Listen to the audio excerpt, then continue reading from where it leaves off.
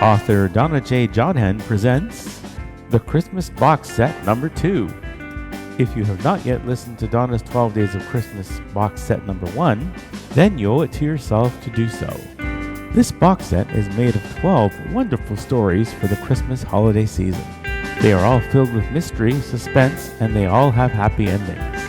Now, Donna presents her second 12 Days of Christmas box set, 12 stories with wild imaginings.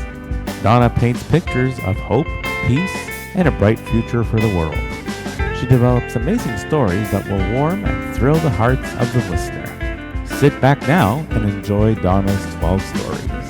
You can email your thoughts and feedback to Donna at donnajodhan@gmail.com. Merry Christmas and Happy Holidays to everyone.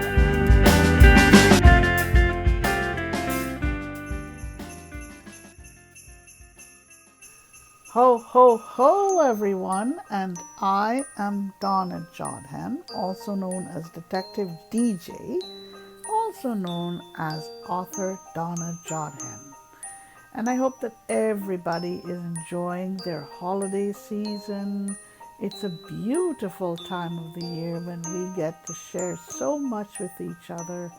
Love, joy, greetings, happy times, nice food, yummy food. The weather may not always be cooperating with us, but that's okay. So, I hope that everybody is ready for my 7th episode.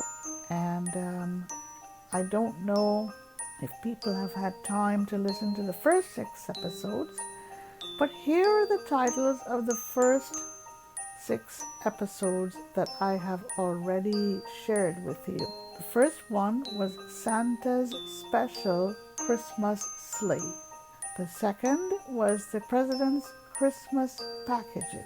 The third was Santa's Super Christmas Kids. The fourth was Santa's Magic Marvels. The fifth was the President's Christmas Ice Palace. The sixth was Santa's Super Christmas Dream. And now it's on to episode 7. And this one is titled Santa's Super Sea Rescue. Here is a description. Santa is laid up with a terrible, terrible head cold on Christmas Eve. But this has not stopped him from making sure that Christmas will take place this year. His reindeer and elves are busy taking care of business, distributing all of Santa's gifts and toys everywhere. And now it is early evening, and as Santa settles down with Mrs. Claus, enjoys some quiet time. He hopes that he can. All is well in Santa's world, and he is just beginning to doze off. Emergency phone line starts to ring. At first, Santa attempts to ignore it, but then he reaches for the ringing phone and everything changes.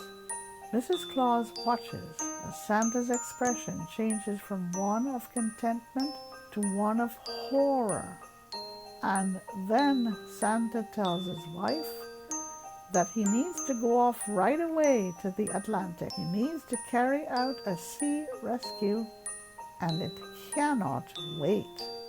Find out who Santa needs to rescue from the jaws of the Atlantic Ocean and how he does it, who helps him, and how everyone celebrates at the end. All right, part 1. Santa at home on Christmas Eve.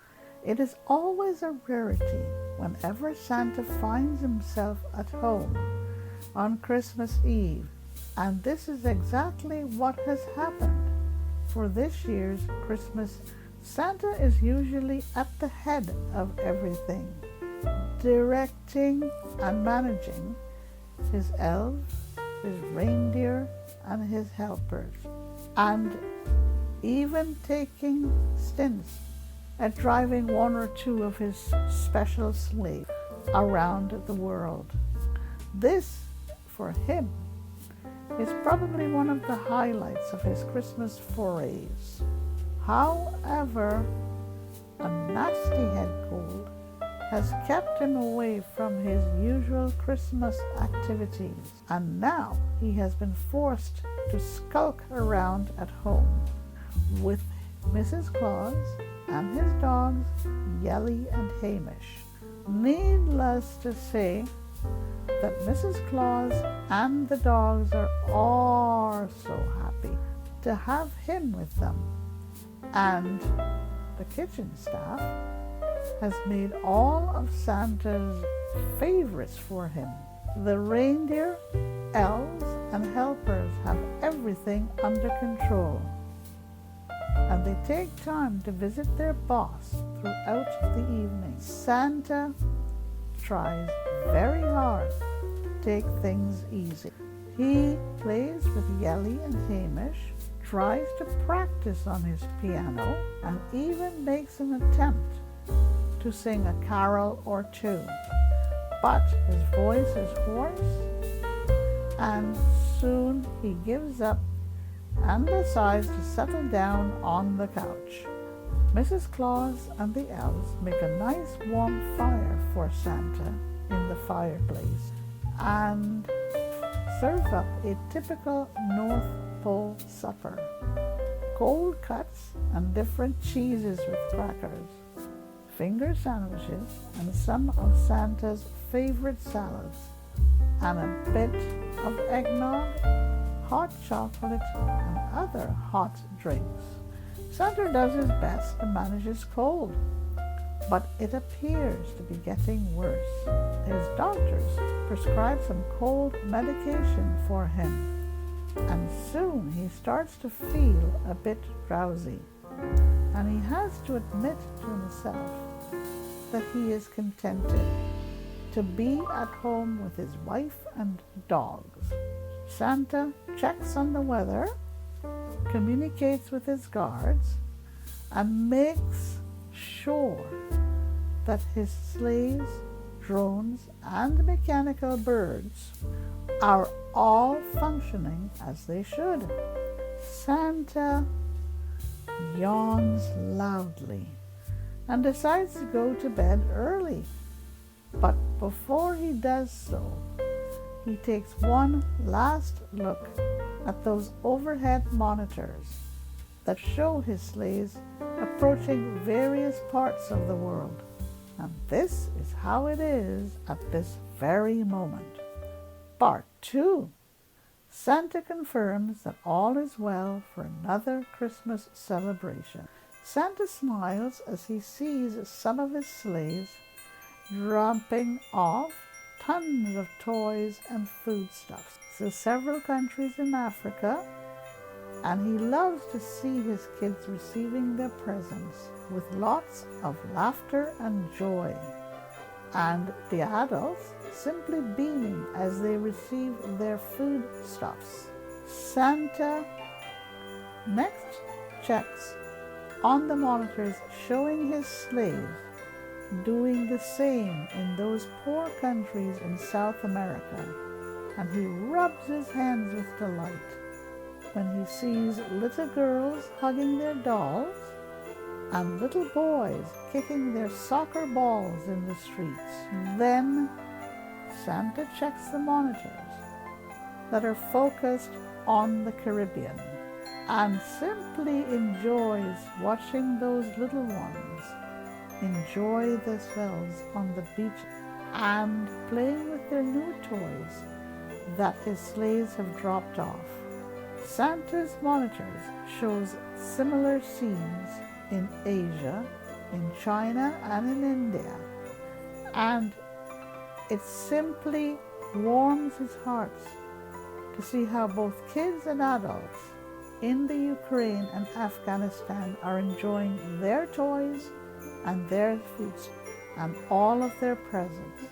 Santa watches with pride as his drones and mechanical birds drop presents down chimneys, and he smiles broadly and even manages a ho, ho, ho when he sees drones leaving huge packages at doors of soup kitchens and food banks, and the mechanical birds leaving gifts at the entrances to orphanages and homeless shelters.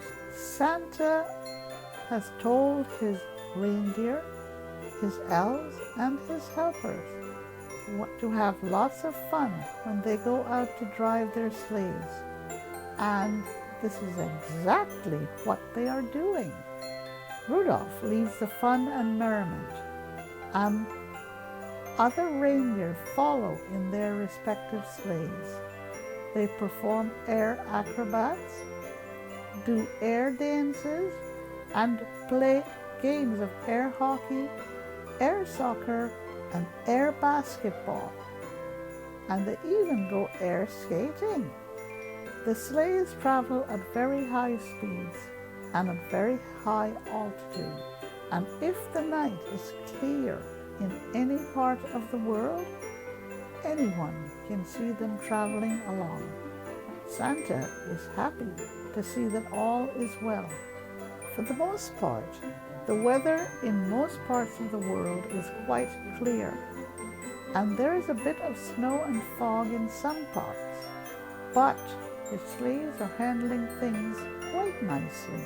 Before retiring for the night, Santa sends greetings to his dear friends, Marco and Nicholas, who live in another corner of the world, and to Kris Kringle and Josh Reisman, who live in other corners of the world, to the Pope and to the King of England.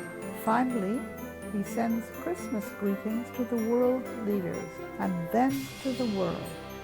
Santa says goodnight to his beloved Yelly and Hamish, and then he takes Mrs. Claus's hand and they go off to bed. Santa is now feeling quite drowsy from the cold medication and is finally happy to stretch out and crawl under his thick, warm blanket. He kisses his wife and then settles down. And this is how it is at this very moment. Part 3. The unexpected emergency phone call. And as they say, nothing good lasts forever. And this is exactly what happens to Santa shortly after he starts dozing off. He and Mrs. Claus are awakened by the ringing of Santa's emergency phone, which sits on his night table on his side of the bed. At first, Santa starts to ignore the ringing phone, but when he realizes that it is indeed his emergency cell phone, he reaches for it and picks it up. At first, he listens, not quite understanding what is being told to him by the desperate-sounding caller. But then the fog starts to clear in his mind, and Mrs. Claus watches as his expression changes from peaceful contentment to absolute horror. What's happening? Why is Santa horrified? Santa starts to listen intently. He turns on his bedside lamp, and then he reaches for his electronic note-taker and starts typing furiously. Mrs. Claus hears Santa asking questions, but she is at a loss who it is on the other side of the line, or on the other end of the line. Santa spends about 3 to 5 minutes talking to the caller, and by this time he is fully awake, sniffling and coughing as he struggles to sit upright. Then the conversation is over. Santa scratches his thick white beard and then turns to his wife. He tells her that he has to make an emergency sea rescue, and that he needs to get his team together in a big hurry. You can guess that after all of these years, Mrs. Claus is totally used to these types of calls, and she rises and helps Santa to start preparing for his unexpected mission. While preparing, Santa tells his wife who he needs to rescue in a hurry. He tells her that he needs to hurry to the mid-Atlantic Ocean and that the weather is quickly turning bad. Santa gathers his emergency kits together, summons his reindeer, and contacts his special communications team. Snowbirds, Snowcone and Snowflake, dolphins, Sequin and CJ, reindeer, Frosty and Misty, and mermaids, Jamie and Mallory. He issues instructions to them, but he has forgotten to tell Mrs. Claus who he is about to rescue from the rough seas. And as he is about to exit their quarters, Mrs. Claus asks the big question. Santa turns to her, and taking her hands in his, he tells her that he needs to go and rescue his beloved brother, Sandy Claus. Mrs. Claus begins to cry, but Santa comforts her, telling her that it will all be well. He kisses his wife and gently squeezes her shaking hands. Then he's off, saying that he will be back soon. But something tells Mrs. Claus that it will be quite some time. Then Santa and his team are on their way. And Santa knows that this is not going to be an easy sea rescue, but he does not share this with his wife. The Atlantic Ocean is not a very nice place whenever a storm suddenly happens. The seas are very rough, the winds are very high, and the currents are very vicious. And this is how it is at this very moment. Part 4. Santa hurries to the sea. Santa knows that speed is the very most important thing right now, and that time is not on his side, as a check of the weather tells him that the approaching storm is moving fast and is gaining in strength. It is moving very quickly, and that the Atlantic Ocean, which for the most part is very calm, at around this time of the year, has already started to experience very high winds and very strong currents, and the seas are getting rough, and the waves are getting more vicious. Huge dark clouds continue to gather over the area where the sea rescue is to take place. Most ships are either starting to avoid the area or move out of the area, and the weather forecasters are warning of intensifying storm activities. Santa decides that his best option would be to travel by sea sleigh. This is a sleigh that can travel both by air and by sea. It is very powerful and one of Santa's safest sleighs in his fleet of sleighs. The convoy will be made up of 3 very special land-sea sleighs, the best in Santa's arsenal of special sleighs. The lead sleigh would be the control center, the second sleigh would be the rescue sleigh, and the third sleigh would contain Santa's special rescue equipment. The reindeer are waiting for Santa and are standing beside the chosen sleighs. They have already equipped the second and third sleighs with all the necessary equipment.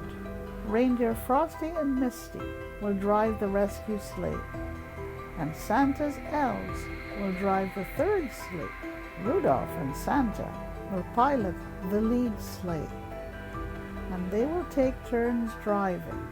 Santa is still not feeling up to par, and Mrs. Claus has packed his bag with extra cold medication, along with some warm socks, sweaters, and mitts. The emergency kits have been loaded onto the lead sleigh, and the sleigh has been equipped with special communications equipment, special sea suits, special sea lanterns, and special food packs. Santa climbs aboard the lead sleigh. The reindeer take their places, and some of Santa's elves are also in attendance. Then they're off with Rudolph at the helm and Santa sitting beside him. The other two sleighs fall in behind the lead sleigh, and the sleighs climb smoothly and quickly. Their lights are turned low so that they cannot be easily spotted, and it is a very smooth takeoff. NORAD is monitoring the special sea sleighs and has willingly agreed to assist if necessary. No one says much, as everyone knows the seriousness of this mission, and Santa is in a very contemplative mood. Santa Claus is his one and only brother, and Santa must not fail in his rescue attempt to rescue his brother. Santa starts to think about poor old Sandy in the middle of the Atlantic Ocean, hanging on for his life, and a plethora of wonderful memories come flooding into Santa's mind.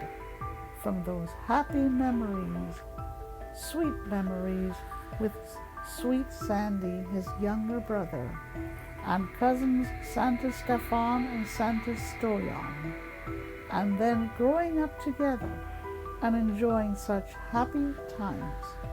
But Santa needs to concentrate on the mission at hand. Snowcone and Snowflake are already headed towards the rescue, and so too are Sequin and CJ and their group of dolphins.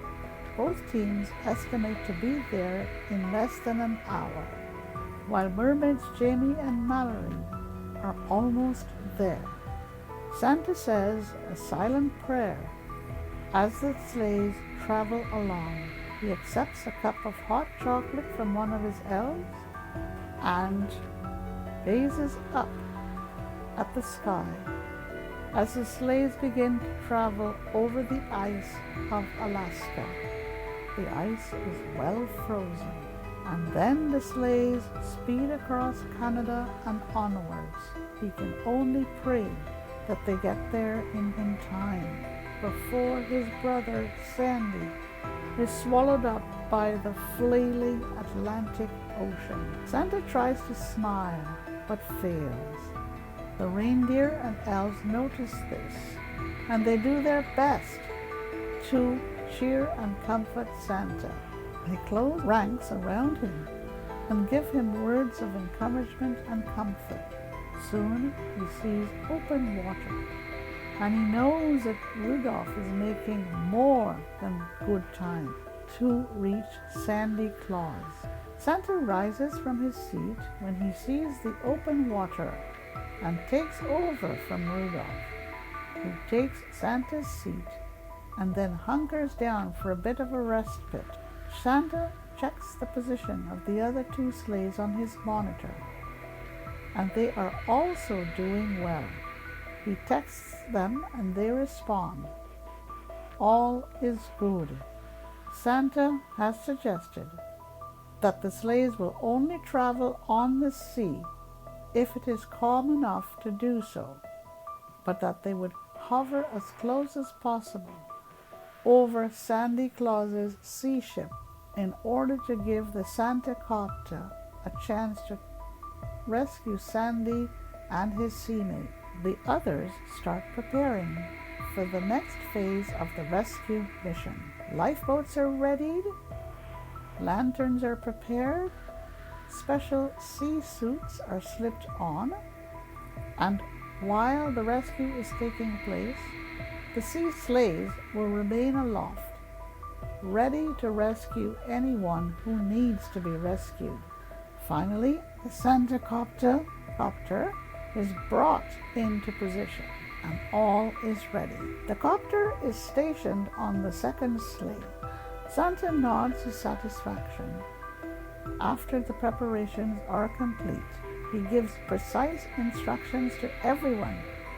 And now the sea sleighs are about a half mile away from Sandy's own sea ship. Santa and his team can see Sandy's sea ship being tossed around in the ocean like a large paper bag, and Santa can see his brother desperately trying to steady his sea ship. There are others with him, and the large sea ship is loaded with gifts and goodies for Sandy's special visit to a Caribbean island. Then Santa's reindeer spot the dolphins, Sequin and CJ, and their team of other dolphins, and they are approaching swiftly. And soon after they see snowbirds, snowcone, and snowflake circling high above with their team. He starts searching the sea for mermaids Jamie and Mallory, and begins to become anxious when he does not see them. But then he spots them swimming quickly towards Sandy's sea ship, and there are other mermaids following behind. It's time to get cracking. And this is how it is at this very moment. Part 5. Santa sizes up the situation. Just before the sleighs start their descent, Santa remembers that he promised that he would keep Mrs. Claus in the loop, and so he texts her to tell her that he is about to descend in order to start the rescue. And he tells her that he can see Sandy standing on his ship, and he has just used his lantern to signal Sandy that he is near. Mrs. Claus acknowledges receipt. Santa sizes up things as follows. The Atlantic Sea is very rough, and the winds are strong and getting stronger. The waves are fairly daunting, but it appears that the currents may not be as strong as first thought. One good thing in favor of this rescue is that this is how it is right now. Sandy seems to be in fairly good control of his ship, and he has about 5 or 6 others with him. Santa tells the seconds to start preparing the Santa copter for a possible first rescue try. He shares the state of the ocean with the other 2 sleighs, and he instructs them to turn on lanterns. Next, he makes sure that the communications control panels are working. Then he communicates with Sandy. At first, the brothers have difficulty hearing each other, but Santa soon rectifies this and tells Sandy what he wants him to do in order to start the rescue. The frightened Sandy confirms and tells Santa that his pals aboard his ship do not have the right sea suits for the intended rescue, and that he does not even have the proper gear himself. This would be a problem to take care of right away. Santa checks with the other 2 sleighs and confirms that they have enough equipment and everything else that is needed to do the rescue. He checks with his special teams as well. Mermaids Jamie and Mallory and their group of playmates are now in position at the bow of Sandy's ship, and they wave to Sandy, who acknowledges them. Dolphins Sea Jade and Sequin are just beyond Sandy's ship, awaiting instructions from Santa. And Snowbirds, Snowcone, and Snowflake and their large contingent of snowbirds are now gathered above Sandy's sea ship. There are also seabirds included in this large group, and they too are awaiting further instructions. Santa continues to check the seas and the weather forecasts, and he knows the time may be starting to run out for the sea rescue, but he will not give up without a fight. For after all, this is his one and only brother that we are talking about, the sweet little baby brother who has always been by his side. Now it is time for Big Brother Santa to come through. Santa says a silent prayer and then turns to his reindeer and elves on the lead sleigh. He gives the thumbs up, and at the same time he signals the other two sleighs. All is ready to go. And this is how it is at this very moment. Part 6. The team goes into operation. The third sleigh is the first to move. Elves on this sleigh begin to unroll a very large roll, which is in fact a special weather blanket that has been developed by Marco and Nicholas to handle strong winds and to protect ships from these strong winds. They stand on the decks of this sleigh, which is hovering in midair, and start tossing it towards the hundreds of snowbirds and seabirds who are quickly descending. And they busy themselves spreading this blanket over Sandy's sea ship, thus buffering the ship from the strong winds. The blanket sits a few feet above the ship, and the snowbirds and seabirds hasten to make sure that the edges are securely fastened to the ship. Then they all gather on the massive blanket and await further instructions, making sure to maintain their balance and to spread themselves equally on the blanket. Snowbirds, Snowcone, and Snowflake are in charge, and they stand guard. Next, the Santa copter on the second ship is readied for flight. It takes off very slowly and manages to fly under the special weather blanket, and there it hovers, waiting for further instructions. The Santa copter is stationed a few feet beyond Sandy's ship. Then the mermaids, Jamie and Mallory, and a few of their mermaids swim towards Sandy's ship and climb aboard. Their swim is quite challenging, as they need to deal with rough seas and mounting waves.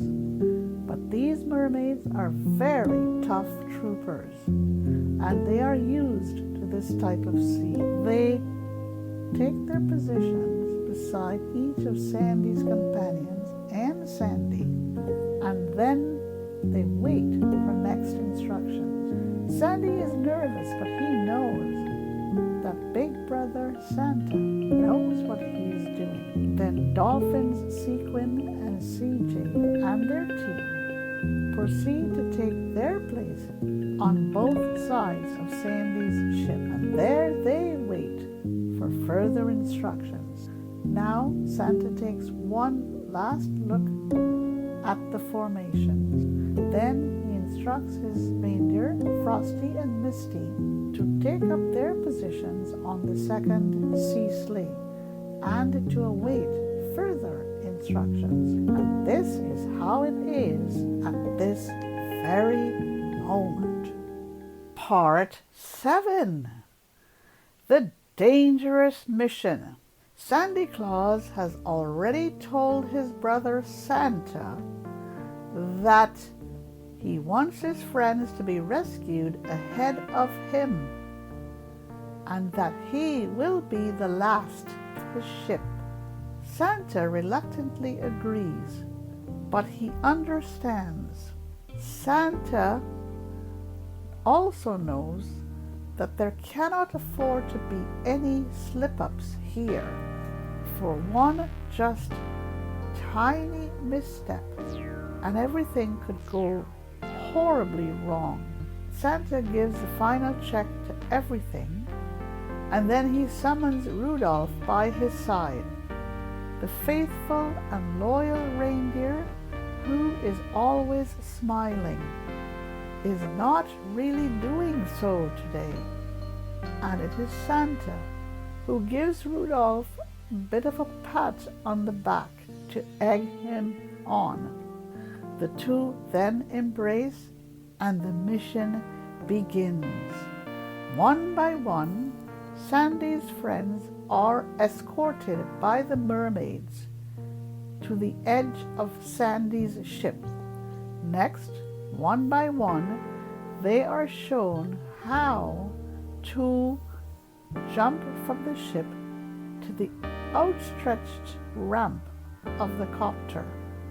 And they are told that if they somehow miss the ramp, Sequin and Sea Jade and the all other dolphins will be there to rescue them.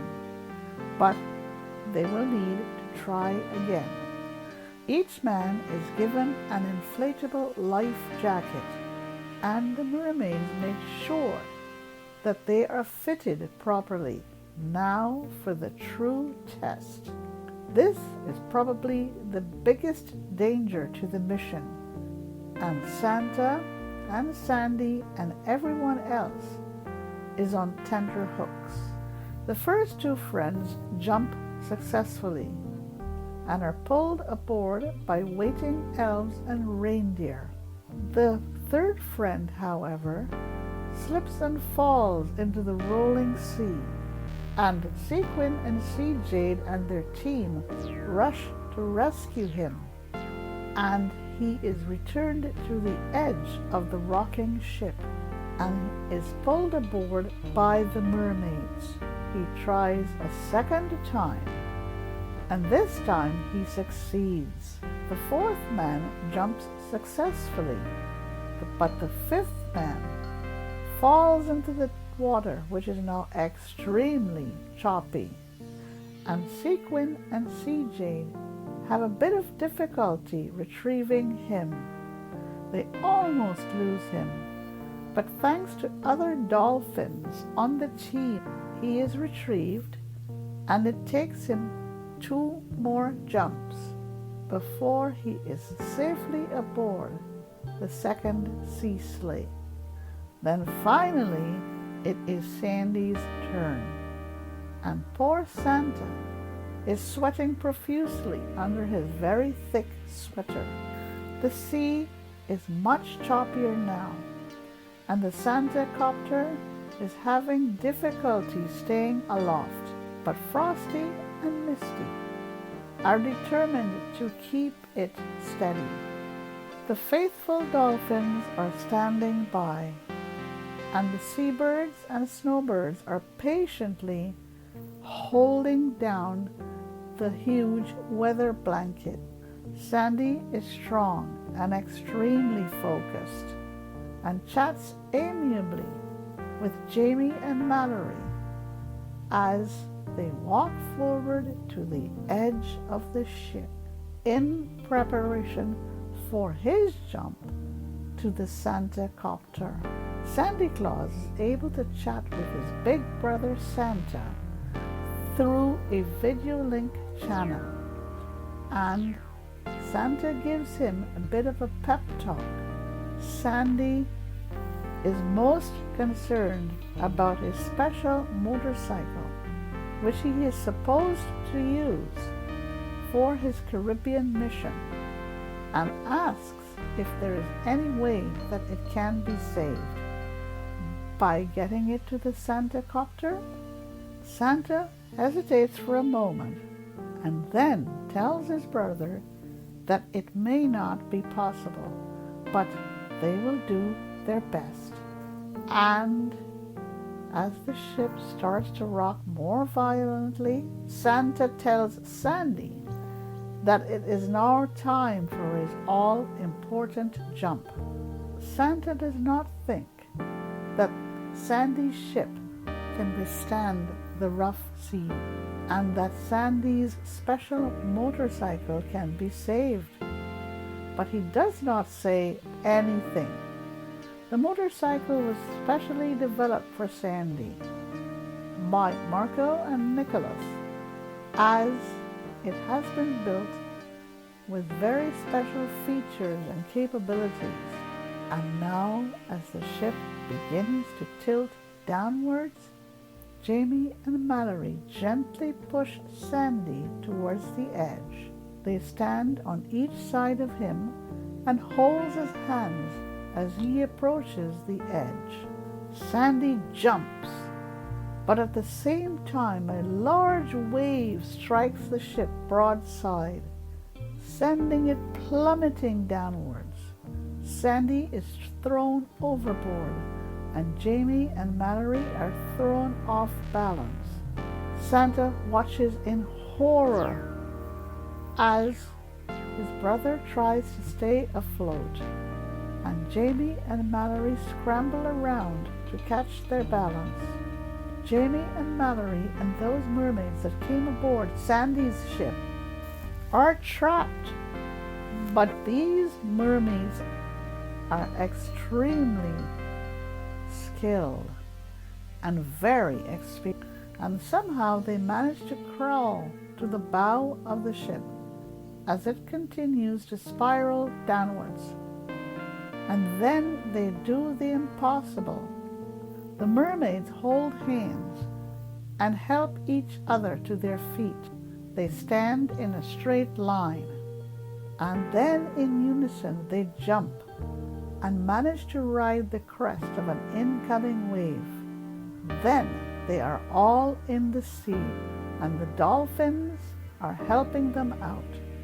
Now everyone is searching for Sandy Claus, and this is how it was at this very moment. Part 8. The Mysterious Rescuers.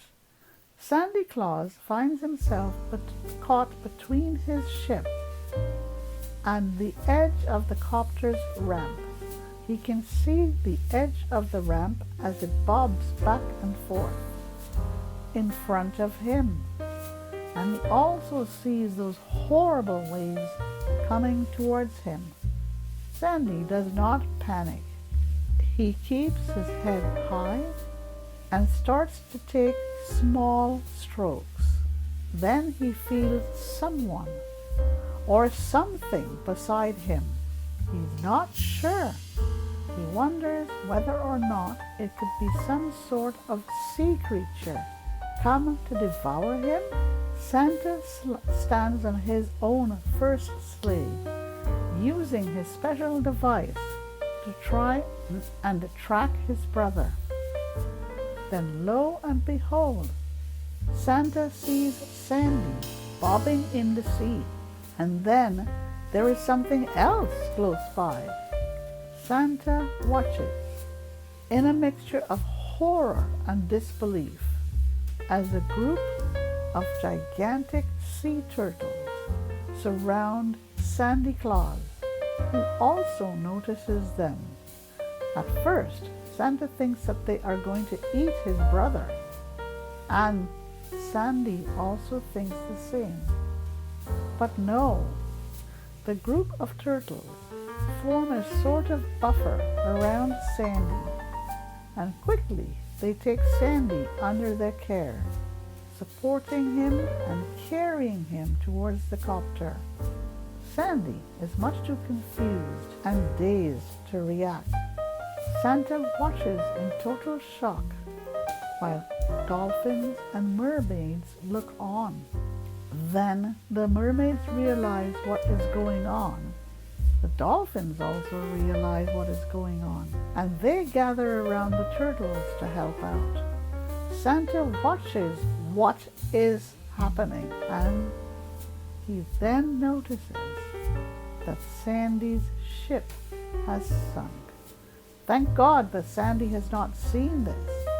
And most of all, Snowcone and Snowflake and their team have managed to escape the sinking ship, leaving the special weather blanket to go down as well. And as Santa watches in pure fascination, the group of turtles, mermaids, and dolphins have all managed to bring Sandy to the edge of the copter, where Frosty and Misty are waiting to bring him aboard along with others. This maneuver takes a few more agonizing minutes, but finally Sandy is brought to safety. And just as everyone starts to look for those wonderful turtles, they have magically disappeared, leaving the dolphins and mermaids to wonder what just happened. What just took place? No one would ever be able to quite explain, except to reflect that it must have been a miracle. And this is how it was at this very moment. Part 9. Completing the celebrations. And there were definitely more miracles to come for Sandy Claus. Shortly after his rescue, the sea started to calm down. The waves started to subside, and the winds began to grow weaker. Then voila! The Atlantic Ocean returned to a calm and peaceful sea, its surface as smooth as glass. And as Christmas morning dawns in the Caribbean, all is set for a grand old Christmas celebration. As they say, picture perfect scene. Sandy's special motorcycle is not saved, but Sandy is saved. And thanks to a very quick thinking Mrs. Claus, Sandy receives his very own Christmas miracles and celebrates with his friends on a beautiful Caribbean beach.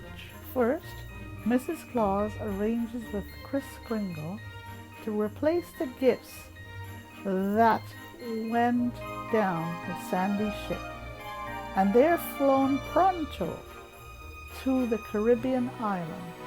Kris is very eager to help, sending along tons and tons of Christmas gifts and goodies. And his planes get there just in time for the celebration. The planes are loaded with tons of gifts and foodstuffs, along with brightly painted bicycles and jeeps, huge helium balloons, and mini cars and mini trucks. Next, Mrs. Claus contacts Marco and Nicholas and explains the dilemma to them. And they spring into action. And as luck has had it, they made a duplicate motorcycle. And this is waiting for Sandy when he exits the rescue sleigh.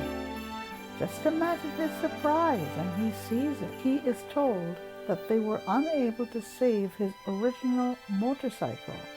And as the sun begins to rise over the tiny Caribbean island, Santa Claus and his friends begin the Santa Claus parade down the main streets of the tiny island. All takes place in the capital city of this tiny island. And there is Sandy on his huge red motorcycle, blowing his horn and calling to residents to come out and join him. His friends are riding in the jeeps, and soon curious residents are stumbling out of bed and spilling onto the streets. They cannot believe their eyes. The kids are shouting and racing each other along the streets. The adults have jumped on board the bicycles and have gotten into the mini cars and trucks. Soon it is total mayhem. The little church starts to ring its bells, and soon Christmas Mass begins. Sandy leads the parade to the main square, and there for everyone to see are tons and tons of gifts and food for everyone. And the scene is complete with huge helium balloons floating lazily above the tiny capital city. The citizens of the tiny Caribbean island bring out their musical instruments, guitars, harps, flutes, cuatros, and violins. The drummers come out with their drums, and then the steel pan players arrive, and everything mushrooms everywhere. People set up all kinds of stalls in the square, and folks are simply buying, selling, and greeting each other. They eat and drink, and even the mayor is celebrating. The party goes on for much of the day, and at the end, Santa Claus is simply tuckered out, while other onlookers watch with great delight and are thankful that everything has gone so well. And this is how it was at this special moment. Part 10. Homeward Bound. Now it is time for Santa Claus and his friends to say so long and to start heading home. And the good folks of this tiny Caribbean island line the beach with huge placards that say, "Thank you, Sandy," and they cheer and wave as a very tired Santa Claus and his friends walk slowly towards the Santa copter that is waiting for them. Sandy turns and waves to the crowd, and in turn they wave and cheer.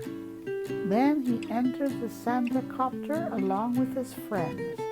He turns towards the crowd for one last time and waves and salutes, and they return the wave and the salute, shouting, "Sandy, Sandy, Sandy!"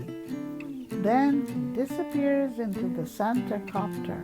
Snowcone and Snowflake and the other snowbirds and seabirds left much earlier, after they were sure that Santa Claus was safe. Frosty and Misty and their reindeer team had also left earlier, but Jamie and Mallory and their mermaids, and Sequin and Seajade and their dolphin team had stayed until the end, wanting to make sure that all was safe. And Santa and Rudolph and the others had also stayed on until the end. They were going to bring Sandy home. The Santa copter rises slowly. It circles very slowly. It rises slowly.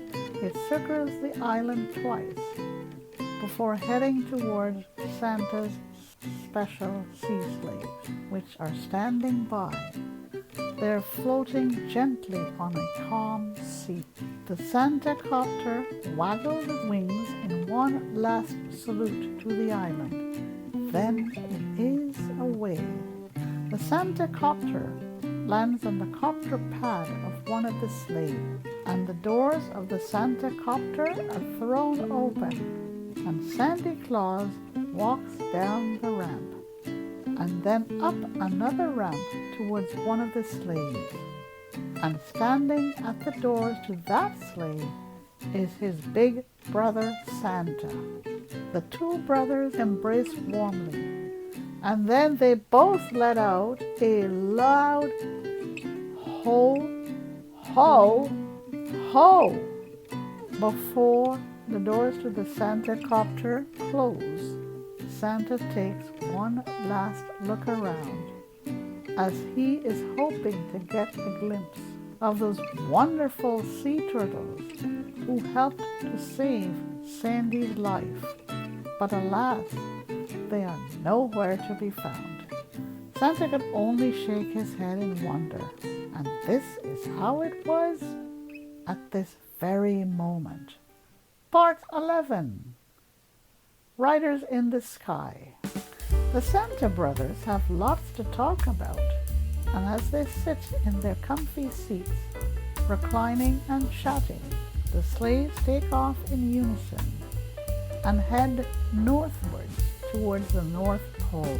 The folks on the tiny Caribbean island had no clue that Santa had been watching the activities from his sleighs, and Sandy has no idea how these celebrations have come to pass. Now Santa fills him in. But before Santa is finished, Sandy falls asleep, and his friends follow suit. Santa stays awake for a while longer, and then he too falls asleep. The fresh sea air has done a lot to help him get rid of his cold, and he is feeling much better. He texts Mrs. Claus to let her know that he is on his way home. All is well. Rudolph drives the lead sleigh along, and the other two sleighs follow. The journey will take a few hours, but no one is complaining. Reindeer and elves are in control, and they have made very sure to store Sandy's precious motorcycle safely away in one of the sleighs. The sleighs travel throughout most of Christmas night, and it is under a golden moon with stars shining down on them. They fly over several countries, many of whom are still in Christmas celebration mode. NORAD helps them to monitor their progress and to avoid some unpleasant weather patches. And every now and then Santa wakes up and reviews the control panel. He offers to take over from Rudolph, but the faithful reindeer reassures his boss that all is well. Some of the elves sit up front with Rudolph to keep him company and to make sure that he is okay, and they will take over from Rudolph if necessary. And while the sleighs are traveling, something else is about to take place. The sleighs are about an hour away from home, and everyone begins to see familiar landmarks. Santa stretches out and yawns loudly, but something catches his attention at the corner of his eye. And this is how it was at this very moment. Part 12. The North Pole Welcome. Santa sees it first, and then the others see it as well. And as Sandy and his friends sleep on, the sleighs witness a gorgeous light show. Balls of all colors shoot into the sky. Fireworks rise up and light up the heavens. Then come the airplanes flying overhead, and they are saluting the sleighs. They make low fly passes, and Santa recognizes that they are from NORAD. Everyone on the sleigh is now awake, except for a soundly sleeping Sin and his friends. And the elves bring glasses of warm cider to Santa and the others, and they raise them in the direction of the overhead planes. Planes fly as low as they can and blink their lights at the sleighs. And the sleighs return the greeting. Then the sleighs are over the gates of the North Pole and are headed for the landing sleigh strips. The sleighs land softly, and waiting anxiously for them are Mrs. Claus, Yelly, and Hamish. along with several of the elves, helpers, and other staff. Santa's kids are waiting with a huge surprise for the homecomers. The end. I hope you enjoyed this episode of mine, episode 7, Santa's Super Sea Rescue. Hope too that you are enjoying your holiday season, holiday times, great times with each other. Until my next episode, happy holidays, everybody.